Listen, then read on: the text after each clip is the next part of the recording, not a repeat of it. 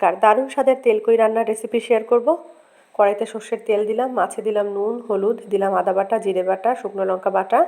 এবার অনেকটা পরিমাণে সর্ষের তেল দিয়ে খুব ভালোভাবে মাছের সাথে মাখিয়ে নেব।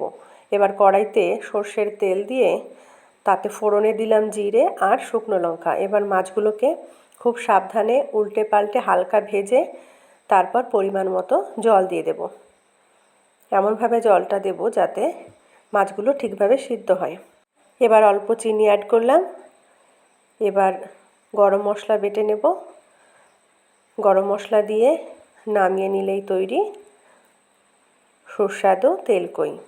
কেমন লাগলো আজকের ভিডিওটি জানাতে ভুলবেন না। ভালো লাগলে লাইক, কমেন্ট, শেয়ার করবেন। ধন্যবাদ। দেখা হচ্ছে অন্য কোনো ভিডিওতে। ততক্ষণ সবাই ভালো থাকুন, সুস্থ থাকুন। নমস্কার।